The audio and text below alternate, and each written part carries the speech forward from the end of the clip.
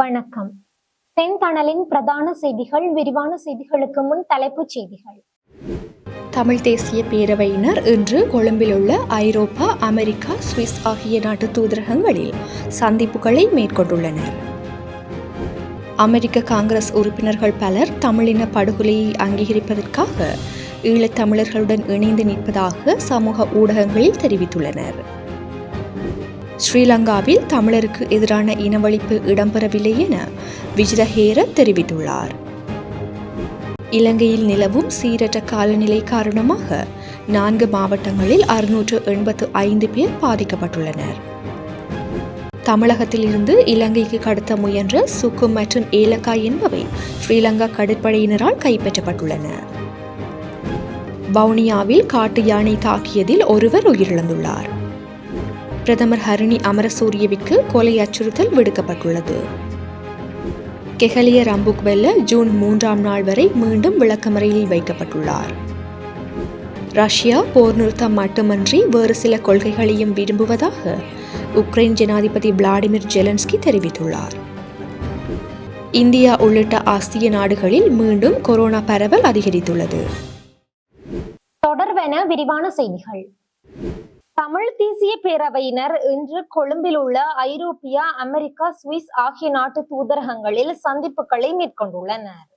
நாடாளுமன்ற உறுப்பினர் கஜேந்திரகுமார் பொன்னம்பலம் தலைமையில் தமிழ் தேசிய பேரவையினர் இன்று கொழும்பிலுள்ள ஐரோப்பிய ஒன்றிய தூதுவர், அமெரிக்க தூதுவர் மற்றும் சுவிஸ் தூதுவர் ஆகியோருடன் அந்நாட்டு தூதரகங்களில் சந்திப்புகளை மேற்கொண்டுள்ளனர். தமிழ் தேசிய மக்கள் முன்னணியின் தலைவரும் நாடாளுமன்ற உறுப்பினருமான கஜேந்திரகுமார் பொன்னம்பலம், தமிழ் தேசிய மக்கள் முன்னணியின் பொதுச் செயலாளரும் முன்னாள் நாடாளுமன்ற உறுப்பினருமான செல்வராசா கஜேந்திரன், தமிழ் தேசிய பசுமை இயக்கத்தின் தலைவர் போ ஐங்கரநேசன், உதயன் பத்திரிகை உரிமையாளர் சரவணபவன், சிரேஷ்ட சட்டத்தரணி நடராஜர் காண்டீபன் ஆகியோர் இந்த சந்திப்பில் கலந்து கொண்டு சமகால அரசியல் விடயங்கள் குறித்து கலந்துரையாடியுள்ளதாக தெரிவிக்கப்படுகிறது. இந்த 3 சந்திப்புகளும் போன கிழமை நாங்கள் நடத்தின சந்திப்புகளுடைய தொடர்ச்சி. விசேஷமாக 28 மார்ச் மாதம் வெளியிடப்பட்ட வர்த்தமானி அறிவித்தலுக்கு எதிராக அந்த வர்த்தமானி அறிவித்தல் உடனடியாக அரசாங்கம் வாபஸ் பெற வேண்டும் என்ற அடிப்படையில் நடத்தப்படுகின்ற சந்திப்புகள். நாங்கள் இன்றைக்கு நடைபெற்ற சந்திப்புகள் இடையிலே அரசாங்கம் நேற்று பின்னேரம் ஒரு அறிவித்தல் ஒன்றை வெளியிட்டிருக்கின்றது. தாங்கள் அந்த வர்த்தமானி அறிவித்தலை நடைமுறைப்படுத்துவதை இடைநிறுத்துவதாகவும், குறிப்பாக தமிழ் மக்கள் மட்டத்திலே அந்த அறிவித்தல் தொடர்பாக பலத்த குழப்பங்கள் இருக்கின்ற காரணத்தினாலே அதை தெளிவுபடுத்துகிற நோக்கத்தோடு இதை இடைநிறுத்தி பிற்பாடு அதை நடைமுறைப்படுத்தப் போவதாக அவர்கள் அறிவித்திருக்கின்றனர். ஆகவே எங்களை பொறுத்தவரையிலே அரசாங்கத்துடைய இந்த அறிவித்தல் என்பது ஏற்றுக்கொள்ளக்கூடிய ஒரு விடயம் அல்ல. வர்த்தமானி அறிவித்தல் முழுதாக வாபஸ் பெற பண்ண வேண்டும். ஏனென்றால் அதனுடைய செயல் வடிவமே தவறு. உண்மையிலே ஒரு நல்ல எண்ணத்தோடு செய்வதாக இருந்தால் ஒரு 3 மாச காலவாசத்தை மட்டும் வழங்கி மக்களுடைய இருக்கக்கூடிய எத்தனையோ பிரச்சனைகளை உள்வாங்காமல் காணி சம்பந்தமாக அவர்களுக்கு இருக்கக்கூடிய குறைபாடுகள், அவர்கள் ஆவண குறைபாடுகள், அதை ஒன்றுமே கருத்தில் எடுக்காமல் அவசரமாக இந்த மக்கள் தங்களுடைய அந்த காணி உரித்தை உறுதிப்படுத்துவதற்கு கேட்பது என்பது நிச்சயமாக அவர்களை அதை செய்ய முடியாத ஒரு நிலைக்கு தள்ளி அந்த காணிகளை முழுமையாக அபகரித்து குடியேற்றங்களை நடத்துவதற்காக என்பதுதான் எங்களுடைய பிரதான சந்தேகம். அந்த வகையிலே நாங்கள் இந்த சர்வதேச சமூகம் தெளிவாக சொல்லியிருக்கிறோம். தமிழ் மக்கள் ஏற்கனவே 76 வருஷமாக பாதிக்கப்பட்டிருக்கின்றோம், ஏமாற்றப்பட்டிருக்கின்றோம். இந்த அரசாங்கம் மட்டும்தான் ஒரு வித்தியாசமான அரசாங்கமாக சர்வதேசத்தாலேயே சொல்லப்பட்டது. இவை மட்டும்தான் இதுவரைக்கும் ஆட்சிக்கு வரவில்லை. இதுக்கு முதல் ஆட்சியில இருந்த 2 தரப்புகளும் மாறி மாறி ஆட்சி செய்தது. அவர்கள் ஊடாக எங்களுக்கு ஒரு தீர்வு கிடைக்கும் என்ற ஒரு நம்பிக்கை முற்றுமுழுதாக நாங்கள் இழந்து போயிருந்தோம். அவை இந்த அரசாங்கம் ஆட்சிக்கு இவர்கள் இதுக்கு முதல் இருந்த அரசாங்கங்கள் செய்யாத ஒரு விஷயத்தை மோசமாக செய்யறதுக்கு எத்தனிப்பது என்பது நிச்சயமாக நல்லிணக்கத்தை எதிர்காலத்திலே செய்யவே முடியாத ஒரு இடத்துக்கு தள்ளும். நல்லிணக்கம் என்ற வார்த்தைக்கு ஒரு முற்றுப்புள்ளி வைக்கின்ற ஒரு செயல்பாடாக அமையும் என்ற கருத்தை நாங்கள் தெளிவாக இந்த அனைத்து தூதரர்களிடம் நாங்கள் வலியுறுத்தி இருக்கின்றோம். அவர்களிடம் நாங்கள் கேட்டிருப்பது வந்து அரசாங்கத்துக்கு கணிசமான நிதியுதவிகள், பொருளாதார பிரச்சனைகள் இருக்கின்ற ஒரு நாட்டுக்கு இந்த சர்வதேச சமூகம் தான் இந்த நாட்டை காப்பாற்றுவதற்கு வந்து நிதியுதவிகள் போன்ற பல உதவிகளை செய்து கொண்டிருக்கிறார்கள். அவை அவர்களுக்கு வந்து கணிசமான செல்வாக்கில் இந்த அரசாங்கத்திடம் இருக்கின்றது. இந்த செல்வாக்கை பயன்படுத்தி இந்த செயல்பாடுகளை முற்றுமுழுதாக நிப்பாட்ட வேண்டும் என்று கேட்கிறோம். அதுக்கு மேலதிகமாக வந்து குருந்தூர் நிலைக்கு சுற்றி வர மேலதிகமான 300 ஏக்கர் காணியை பறிப்பதற்கு எடுத்த முயற்சி ரணில் விக்ரமசிங்க ஆட்சி காலத்திலே நிப்பாட்டப்பட்டது. அந்த 300 ஏக்கர் காணி மக்களிடமே விவசாயத்துக்கு பயன்படுத்த வேண்டும் என்று ஒரு கட்டளையிடப்பட்டது. அதை நம்பி அங்கு விவசாயம் செய்கின்ற மக்களை அண்மை காலமாக அங்கே இருக்கக்கூடிய பிக்குவும் போலீசாரும் இராணுவமும் சேர்ந்து விரட்டி வருகின்றது. அதனுடைய உச்சகட்டமாக போன 3 கிழமைக்கு முன்பதாக 3 நபர்கள் கைது செய்யப்பட்டனர். கைது செய்யப்பட்டு இந்த இறுதியில வயது குறைந்த உள்ள விடுவிக்கப்பட்டு மிச்சம் 2 பேரும் தொடர்ந்தும் விளக்கமறையில் வந்து கைது செய்யப்பட்டிருக்கிறார். அவர்களுடைய கைது கடந்த 15ஆம் தேதி இன்னும் 2 கிழமைக்கு நீடிக்கப்பட்டிருக்கிறது. அவை இதும் முற்றிலும் ஒரு தவறான செயல். அந்த 300 ஏக்கர் காணி மக்களுடைய காணி, மக்கள் தங்களுடைய சொந்த காணியிலே வயல் செய்வதற்கு சென்றிருக்க அங்கு அவர்கள் கைது செய்யப்படுகிறார்கள் என்றால் அது சட்டவிரோதமான செயல். கைதுதான் சட்டவிரோதமே தவிர மக்கள் விவசாயம் செய்கிற சட்டவிரோதம் அல்ல. அவை அந்த நபர்களும் உடனடியாக விடுவிக்கப்பட வேண்டும். எதிர்காலத்திலே வந்து எந்த விதமான கைதும் நடக்கக்கூடாது என்ற விஷயத்தையும் வலியுறுத்த சொல்லி நாங்கள் கேட்டிருக்கிறோம். அதே போன்று கையெட்டியிலேயும் வந்து இருக்கக்கூடிய காணிகள் அனைத்தும் அந்த 6 ஏக்கர் காணி அந்த மக்களிடமே திரும்ப வழங்கப்பட வேண்டும். நிபந்தனை இல்லாத வகையில வந்து அவர்கள் அந்த காணிகளை திரும்ப மக்களிடம் வழங்கப்பட வேண்டும் என்ற விடயத்தையும் நாங்கள் தெளிவாக நிறுத்தியிருக்கிறோம். சர்வதேச சமூகத்தின் வெளிப்பாடு என்ன மாதிரி நடவடிக்கை நாங்கள் சொன்ன கருத்துகளின் பிரகாரம் வந்து அவர்களுக்கு ஒரு ஆச்சரியத்தார் தாங்கள் விளக்கம் பெற்றாலும் ஒரு உரையாடல் இல்லாமல் ஒரு தலைபட்சமாக அரசாங்கம் நடந்து கொள்வது ஒரு நல்லிணக்கத்துக்கு பாரிய பாதிப்புகளை ஏற்படுத்தும் என்ற கருத்தோட அனைவரும் இருக்கிறார். ஆகவே அது ஒரு பேச்சுவார்த்தை ஊடாக மற்ற தமிழ் பாராளுமன்ற உறுப்பினர்களுடைய இணக்கத்தோடு தான் இது நடக்கணும். அது இணக்கத்தோடு நடக்கின்ற போது மட்டும்தான் ஒரு நல்லிணக்கத்தை ஏற்படுத்துகின்ற நம்பிக்கை கட்டுகின்ற ஒரு செயலாக அமையும் என்ற கருத்தை அவர்கள் ஏற்றுக்கொள்கின்றனர். இந்த வர்த்தமானி அறிவித்தல் 28 மார்ச்சிலிருந்து 28 ஜூன் மாதம் வரைக்கும் நடைமுறையில் இருக்கு. ஆக எங்களை பொறுத்தவரையில் அந்த வர்த்தமானி வந்து உடனடியாக வாபஸ் பெற வைக்குவது அதுதான் நாங்கள் எதிர்பார்க்கிறோம். அது 28 ஜூனுக்கு இடையிலே நடந்தே ஆகும். அதைத்தான் நாங்கள் தெரிவிக்கிறோம். அமெரிக்க காங்கிரஸ் உறுப்பினர்கள் பலர் தமிழின படுகொலையை அங்கீகரிப்பதற்காக ஈழத்தமிழர்களுடன் இணைந்து நிற்பதாக சமூக ஊடகங்களில் தெரிவித்துள்ளனர். அமெரிக்க காங்கிரஸ் உறுப்பினர்கள் பலரும் இலங்கையில் தமிழின படுகொலை நினைவு தினத்தை தமது சமூக ஊடகங்களில் நினைவு கூர்ந்துள்ளனர். இதன்போது அவர்கள் நீதி மற்றும் பொறுப்பு குரலுக்கான அழைப்புகளையும் விடுத்துள்ளனர். சர்வதேச சமூகத்தின் ஈடுபாடு மற்றும் தமிழர் சுயநிர்ணய உரிமைக்கு முக்கியத்துவம் அளிக்க வேண்டும் என்ற கோரிக்கைகளையும் அவர்கள் முன்வைத்துள்ளனர்.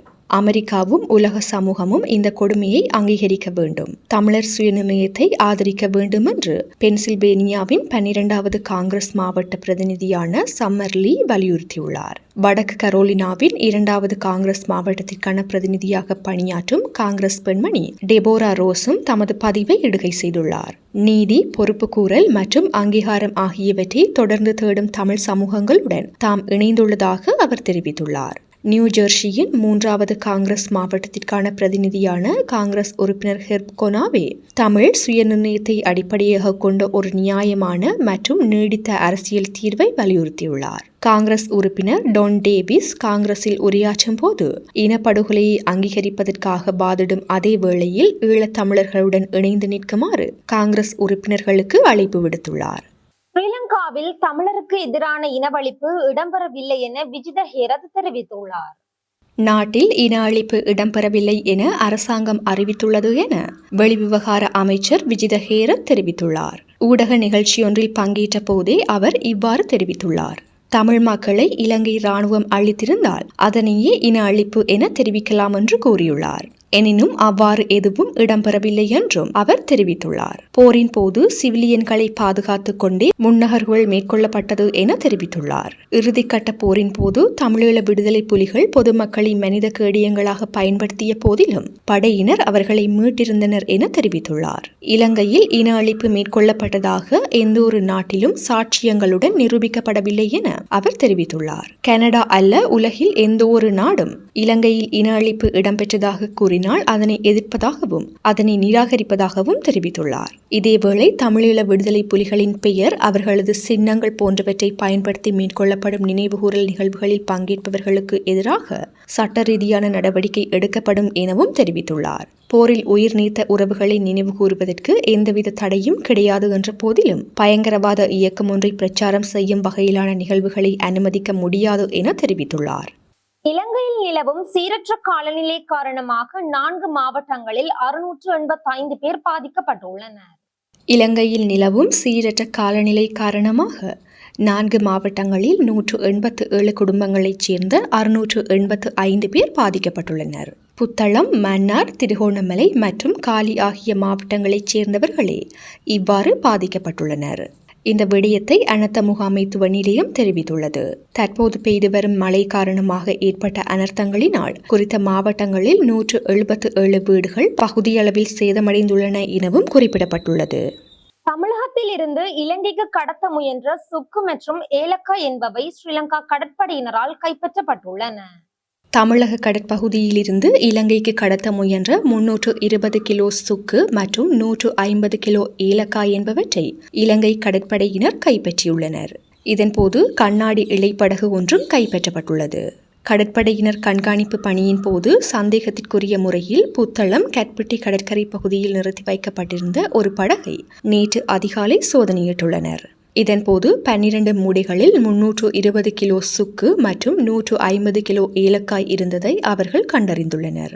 மேலும் இவ்வாறு பறிமுதல் செய்யப்பட்ட சுக்கு மற்றும் ஏலக்காய் என்பன சுங்கத்துறையினரிடம் ஒப்படைக்கப்பட்டுள்ளன. வவுனியாவில் காட்டுஜானை தாக்கியதில் ஒருவர் உயிரிழந்துள்ளார். வவுனியா செட்டிக்குளம் கண்ணாட்டி கணேசபுரம் பகுதியில் காட்டு யானை தாக்கியதில் ஒருவர் உயிரிழந்துள்ளார். நேற்று இரவு அவரின் வீட்டிலிருந்து அருகிலுள்ள கடைக்கு சென்ற பொழுது வீதிக்கரையில் நின்ற காட்டு யானை அவரை தாக்கியுள்ளதாக தெரிவிக்கப்படுகின்றது. சம்பவத்தில் கண்ணாட்டி கணேசபுரம் பகுதியைச் சேர்ந்த 63 அகவையுடைய ப. சுப்பிரமணியம் என்பவரே இவ்வாறு உயிரிழந்துள்ளார். குறித்த சம்பவம் தொடர்பாக மேலதிக விசாரணைகளை பறையநாளங்குளம் ஸ்ரீலங்கா காவல்துறையினர் முன்னெடுத்து வருகின்றனர். பிரதமர் ஹரணி அமரசூரியவிற்கு கொலை அச்சுறுத்தல் விடுக்கப்பட்டுள்ளது.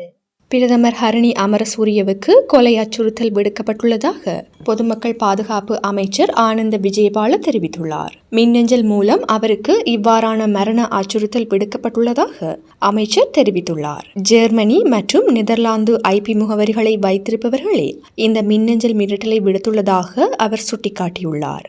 மேலும் இது தொடர்பான விசாரணைகள் முன்னெடுக்கப்பட்டு வருவதாகவும் ஆனந்த விஜயபால தெரிவித்துள்ளார். கெஹலி ரம்புக்வெல்ல ஜூன் 3ஆம் நாள் வரை மீண்டும் விளக்கமறியலில் வைக்கப்பட்டுள்ளார். முன்னாள் சுகாதார அமைச்சர் கெஹலிய ரம்புக்வெல்ல ஜூன் 3ஆம் நாள் வரை மீண்டும் விளக்கமறியலில் வைக்கப்பட்டுள்ளார். ஊழல் தொடர்பான 3 குற்றச்சாட்டுகள் தொடர்பாக முன்னாள் அமைச்சர் ரம்புக்வெல்லவை லஞ்ச ஊழல் குற்றச்சாட்டுகளை விசாரிக்கும் ஆணைக்குழு கைது செய்ததைத் தொடர்ந்து கொழும்பு தலைமை நீதவான் தனுஜா லக்மாலி அவரை விளக்கமறியலில் வைக்க உத்தரவிட்டுள்ளார். இந்த வழக்கில் ரம்புக்வெல்லவின் மகன் ரமித் ரம்புக்வெல்லவை சந்தேக நபராக பெயரிடவும் நீதிமன்றம் அனுமதி வழங்கியுள்ளது.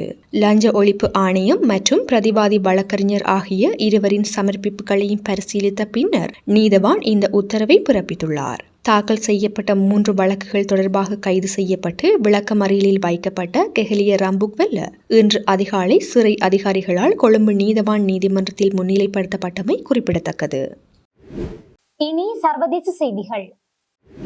ரஷ்யா போர் நிறுத்தம் மட்டுமன்றி வேறு சில கொள்கைகளையும் விரும்புவதாக உக்ரைன் ஜனாதிபதி விளாடிமிர் ஜெலன்ஸ்கி தெரிவித்துள்ளார். ரஷ்யா போர் நிறுத்தம் மட்டுமன்றி வேறு சில கொள்கைகளையும் விரும்புவதாக உக்ரைன் ஜனாதிபதி விளாடிமிர் ஜெலன்ஸ்கி தெரிவித்துள்ளார். அமெரிக்க ஜனாதிபதி டொனால்ட் ட்ரம்ப் ரஷ்ய ஜனாதிபதி விளாடிமிர் புடினுடன் 2 மணி நேரம் தொலைபேசியில் உரையாடியதாக தெரிவித்துள்ளார். அதில் போர் நிறுத்த பேச்சுவார்த்தைகள் விரைவில் தொடங்கும் என்றும் அதன் பின்னர் இரு நாடுகளுக்கும் இடையே பாரிய அளவிலான வர்த்தகம் நடைபெற விரும்புவதாகவும் தெரிவித்துள்ளார். இந்த நிலையில் உக்ரைன் ஜனாதிபதி விளாடிமிர் ஜெலன்ஸ்கி ரஷ்யாவை நம்ப தயாராக இல்லை என்று தெரிவித்துள்ளார். இது தொடர்பாக அவர் தெரிவிக்கையில், ரஷ்ய தரப்பு கொள்கைகளை பற்றி எனக்கு தெரியாது. டிரம்புடனான எங்களுடைய பேச்சுவார்த்தையின் வழியே நான் புரிந்து கொண்ட விடயம் என்னவென்றால், ரஷ்ய தரப்பு எங்களுக்கு குறிப்பு ஒன்றை அனுப்ப விரும்புகின்றது என தெரிகிறது. மேலும் அவர் போர் நிறுத்தம் மட்டுமன்றி அவர்கள் வேறு சில கொள்கைகளையும் விரும்புகின்றார்கள். போர் நிறுத்தத்திற்கு ஒவ்வொருவரும் அதிக ஆர்வத்துடன் உள்ளனர். நிறைய இழப்புகள் ஏற்பட்டுவிட்டன. உண்மையில் போர் முடிவுக்கு வர வேண்டும் என நான் விரும்புகின்றேன். அதற்கு ரஷ்யா தயாராக உள்ளதா என எனக்கு உறுதியாக தெரியவில்லை. நாங்கள் அவர்களை நம்ப தயாராக இல்லை. முதல் நடவடிக்கையாக போர் நிறுத்தம் ஏற்படுத்தப்பட வேண்டும். உண்மையில் போரை நிறுத்த தயாராக இருக்கின்றார்கள் என அவர்கள் காட்ட வேண்டும். அதன் பின்னரே கைதிகள் பரிமாற்றம் உள்ளிட்ட மற்ற நடவடிக்கைகள் மேற்கொள்ளப்படும் என அவர் கூறியுள்ளார். அத்துடன் ரஷ்யாவுடன் இதற்காக நேரடி பேச்சுவார்த்தை நடத்த தயாராக இருப்பதாக அமெரிக்கா மற்றும் ஐரோப்பிய நாடுகளின் தலைவர்களுடன் தொடர்ந்து தொடர்பில் இருப்பது பற்றியும் அவர் சுட்டிக்காட்டியுள்ளார். இந்தியா உள்ளிட்ட ஆசிய நாடுகளில் மீண்டும் கொரோனா பரவல் அதிகரித்துள்ளது. இந்தியா உள்ளிட்ட ஆசிய நாடுகளில் மீண்டும் கொரோனா பரவல் அதிகரித்துள்ளது. 2019ஆம் ஆண்டு உலகையே ஆட்டிப்படைத்த கொரோனாவால் லட்சக்கணக்கான மக்கள் உயிரிழந்தனர். அதனை கட்டுப்படுத்த உலகளவில் ஊரடங்கு அமல்படுத்தப்பட்டதால் அது பலரையும் பொருளாதார ரீதியில் முடக்கியது. தற்போது மீண்டும் பல்வேறு ஆசிய நாடுகளில் கொரோனா தொற்று அதிகரிக்க தொடங்கியுள்ளது. சிங்கப்பூர், தாய்லாந்து, ஹாங்காங் உள்ளிட்ட நாடுகளில் மீண்டும் கொரோனா பரவல் அதிகரித்துள்ளது. ஹாங்காங்கில் மட்டும் ஒரே வாரத்தில் 31 பேர் உயிரிழந்துள்ளனர். இந்தியாவிலும் கடந்த சில நாட்களாக கொரோனா தொற்று அதிகரித்து வருகின்றது. இந்தியாவில் 257 பேருக்கு கொரோனா தொற்று ஏற்பட்டுள்ளதாகவும், அதிகபட்சமாக கேரளாவில் 95 பேருக்கும், தமிழ்நாட்டில் 66 பேருக்கும் கொரோனா தொற்று உறுதி செய்யப்பட்டுள்ளது. இந்தியாவில் கொரோனா தொற்றால் பாதிக்கப்பட்ட 59 அகவையுடைய பெண்ணும் 14 அகவையுடைய சிறுமியும் சமீபத்தில் உயிரிழந்துள்ளனர். இருப்பினும் இவர்களின் உயிரிழப்புக்கான காரணம் கொரோனா இல்லை என்றும், ஏற்கனவே புற்றுநோய் மற்றும் சிறுநீரக பாதிப்பு இருந்ததால் தான் அந்த உயிரிழப்புகள் ஏற்பட்டன எனவும் சுகாதார அமைச்சகம் தெரிவித்துள்ளது. வீரியம் குறைந்த கொரோனா வைரஸே பரவி வருவதால் இது குறித்து பொதுமக்கள் அச்சப்பட தேவையில்லை என்றும், தற்போதைய நிலவரப்படி இந்தியாவில் கொரோனா கட்டுக்குள் தான் உள்ளது எனவும் தெரிவிக்கப்பட்டுள்ளது. இத்துடன் செய்திகள் நிறைவடைகின்றன. வணக்கம்.